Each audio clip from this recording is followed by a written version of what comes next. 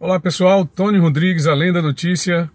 Quem primeiro me lembrou sobre o centenário do Dr. Alberto Silva foi o engenheiro Cid de Castro Dias.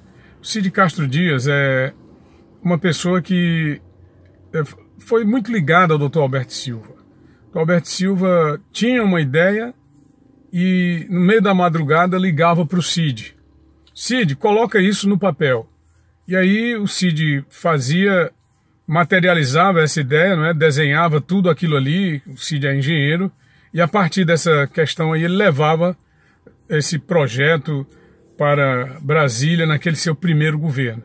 Então o Dr. Alberto Silva foi uma pessoa que marcou muito a história do Piauí naquele primeiro governo, nos anos 1970, ele tem uma longa trajetória de vida, teve uma longa trajetória de vida, se vivo fosse, faria 100 anos, recentemente se comemorou o seu centenário. Então ele levava aquele calhamaço, ele tinha a ideia, o Cid colocava no papel, levava para Brasília, conseguia a liberação dos recursos com João Paulo dos Reis Veloso, que era piauiense de Parnaíba, portanto seu conterrâneo e seu contemporâneo, e esse dinheiro ele vinha para o estado do Piauí na forma de empréstimos facilitados.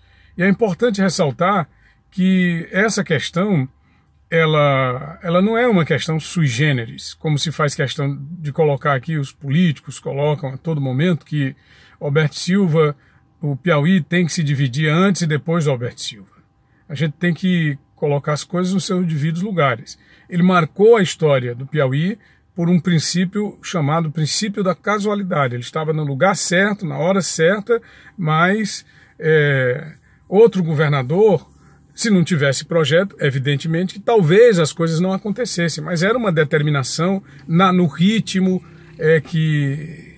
eu digo não acontecessem no ritmo que aconteceram no seu governo, mas era uma determinação dos governos militares, para que houvesse obras, para que o Piauí, que fazia parte do Brasil, se tornasse um canteiro, como afinal de contas o Brasil se tornou um canteiro. Era o Brasil Grande, era o projeto Brasil Grande. E aquele era o momento também do milagre brasileiro. Então ele recebeu essa homenagem na Assembleia Legislativa e foram homenageadas pessoas que efetivamente não tinham absolutamente nada a ver com o Dr. Alberto Silva. Eu não sei, eu não fui a esse evento, eu não tive como, muito distante de Teresina estou nesses dias, e não tive como ir ao evento. Mas não sei se o Cid foi, mas eu sei bem que o Tomás Teixeira não foi, e faz até pena, porque lógico, não pena do Tomás, eu digo pena da história mesmo, de desmerecer a história, porque o Tomás era uma das figuras mais próximas do Dr. Alberto. Foi deputado estadual, antes do Alberto ser governador, ele defendia o Alberto, lutou muito para que o Alberto fosse governador, e quando o Alberto foi governador, ele foi líder do Alberto, escreveu livro e não foi homenageado com a medalha. Eles deram medalha para quem não tinha nada a ver, para quem tratou de desconstruir o Dr. Alberto em vida. Eu vou dar um exemplo. O governador Wellington Dias, em 1996, na campanha do Dr. Alberto para prefeito de Teresina, o Dr. Alberto foi candidato a prefeito de Teresina em 1996. Então, naquela campanha de 1996, o atual governador Wellington Dias era vereador de Teresina e foi candidato a vice-prefeito na chapa do Nazareno Fonteles, que era o candidato a prefeito do PT. PT, chapa pura e tal, ainda era o tempo do purismo petista. Ele, juntamente com o Nazareno, idealizaram aquela frase antológica: quem atrasa não adianta. Não sei se vocês se lembram dessa campanha. Eu tenho anotado, como eu costumo dizer, né? Eu anoto, gosto de anotar para ter sempre a lembrança dentro dos fatos que a gente vai analisando. Então, quem atrasa não adianta. E depois o PFL, que era o Leal Júnior, o candidato, se apropriou dessa frase. O fato é que o Dr. Alberto ele teve uma grande dificuldade naquela campanha, embora tenha passado para o segundo turno, mas ficou na memória do servidor público, influenciou muito negativamente na sua campanha. Ele estava liderando. Quem terminou eleito foi o Firmino Filho, mas foi essa frase do PT, de Wellington Dias, que foi homenageado. Ele que foi um desconstrutor da imagem de Alberto, sendo homenageado com a medalha do mérito Alberto Tavares e Silva, engenheiro Alberto Tavares e Silva. Não tem nada a ver. Outro, o Homero Castelo Branco, que é um grande amigo meu, uma pessoa que eu admiro muito e que eu, sinceramente, acho que nós nos temos assim, nos relacionamos bem, ajudamos a construir positivamente a imagem um do outro, mas no caso do Alberto Silva, o Homero era um adversário ferrenho. Os dois se desconstruíram ao longo de muito tempo. Eu vou dar aqui um exemplo. Nos anos 70, o Homero foi diretor do jornal A Hora, presidente do jornal A Hora, fundado por Petrônio Portela, porque quando governador em seu primeiro mandato, uma das grandes obras do Alberto Silva naquele momento, grandes obras que eu digo no sentido negativo, mas foi um dos feitos, né, que se considera que foi a instituição do Mensalão da Imprensa. Uma das grandes obras negativas, instituir o Mensalão da Imprensa. Para quê? Com que finalidade? Para que ninguém no Piauí falasse nem bem nem mal de Petrônio Portela, para que se isolasse completamente do jogo político, da cena política, o senhor Petrônio Portela. Então, nem jornal, nem rádio, não tinha televisão ainda, a televisão só se instalou em 1973, a TV Clube, né? Televisão tinha no Ceará, a TV Rádio Clube do Ceará, que vinha o sinal, pegava na TV Tupi. E o pessoal do Maranhão vinha assistir aqui em Teresina, ou em Teresina, aqui no Piauí. Então, ele instituiu o Mensalão da Imprensa. E aí o Petrônio criou o jornal A Hora, para meter o sarrafo no Alberto Silva, fazer oposição ao Alberto Silva e, ao mesmo tempo, projetar positivamente a imagem do Petrônio Portela, porque o Petrônio não podia aparecer nos outros jornais. Então aí o que é que acontece?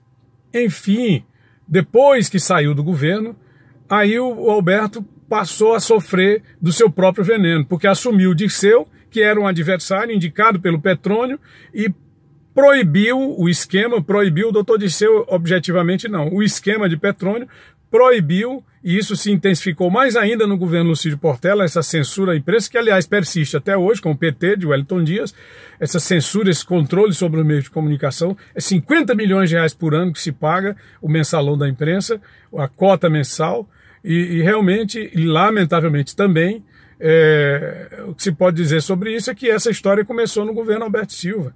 Então, o Homero, ele fez parte de um processo de desconstrução. Em 1991, quando era deputado estadual, foi o último momento do governo Alberto Silva, faltando aí um mês e pouco, ele chegou a apresentar o impeachment, o pedido de impeachment do governo Alberto Silva pelos desmandos, e foram muitos o segundo governo Alberto Silva.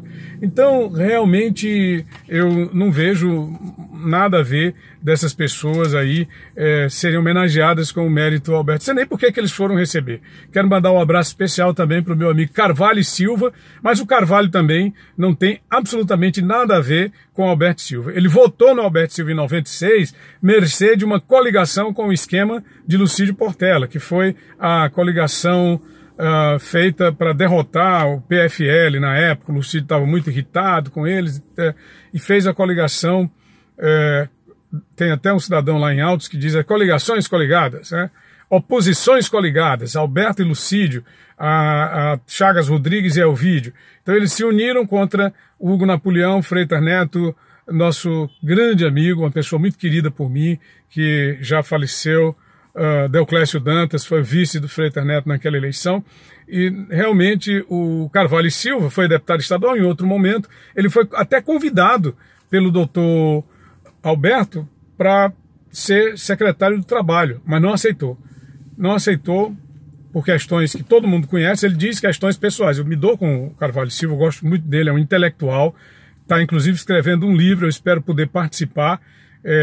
Sei que ele tem uma grande obra no estado do Piauí, como deputado, como secretário de Estado, que ele foi durante o governo Lucídio Portela, mas ele não era um admirador de Alberto Silva. E ele chegou, inclusive, a ser convidado para colaborar com o segundo governo e não foi. Eu acho até que antevendo o desastre que seria. Mas a grande ação que eu acho, nefasta até, do doutor Alberto foi essa questão do mensalão da imprensa. Ele adorava controlar os jornalistas, ele adorava essa história de dar opinião, de que a opinião dele fosse a opinião predominante. O doutor Alberto era uma figura realmente interessantíssima, a gente não pode negar, um intelectual, uma pessoa que gostava muito de livros. Eu privei muito, durante muitos momentos, já na velhice dele, ele como deputado federal, ele gostava muito de piano, e uma das músicas que ele gostava muito chamava-se Clair de Lune. Clair de Lune. Era Debussy a música. ele dedilhava bem demais ao piano. Ele começou a sua carreira profissional, ele tocava piano, inicialmente em boates de Parnaíba, e depois em cinemas, no Cinema Mudo de Parnaíba.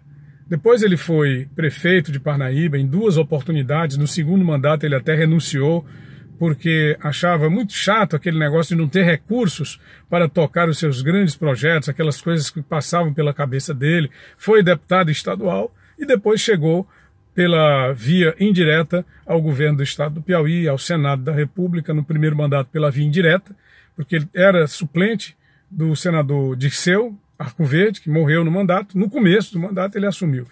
E não resta dúvida de que ele teve uma grande oportunidade de realizar, porque estava no lugar certo, na hora certa. Mas é preciso que se diga a verdade e acabe com essa história desse populismo rasteiro de dizer apenas aquilo que as pessoas querem que a gente diga. O doutor Alberto, ele só foi um grande realizador porque viveu a época do milagre brasileiro. Mas outra questão que a gente tem que anotar é que quando ele assumiu o governo, a dívida do Piauí era de 5 milhões de reais. E quando ele deixou o governo, essa dívida estava em 100 milhões de reais. 100 milhões em média. É preciso que se levante os dados atualizados, porque eu atualizei esses números já há mais ou menos uns 8 anos junto à Secretaria de Estado da Fazenda, mas com esse ritmo louco da nossa economia, acredito que eles estejam aí por volta de uns entre a dívida encontrada em torno de 8 milhões e a dívida que ele deixou em torno de 120 a 130 milhões de reais, pelo que eu pude depreender de uma atualização assim, en passant, realizada em sites de internet. Mas eu acredito que economistas gabaritados como meu amigo Jorge Teles, né, profissionais de alto nível, possam realizar esse trabalho muito melhor, ajudando aqui o nosso canal. Tá? Um grande abraço a todos. Se gostou, dê um like, participe ajudando a promover o nosso canal, compartilhe com os seus amigos no WhatsApp, no Instagram, no Facebook e ative o sininho, né? Lá toque no sininho para ativar notificações de futuros vídeos. Grande abraço, eu quero agradecer e aqui Tony Rodrigues, Além da Notícia. Eu volto.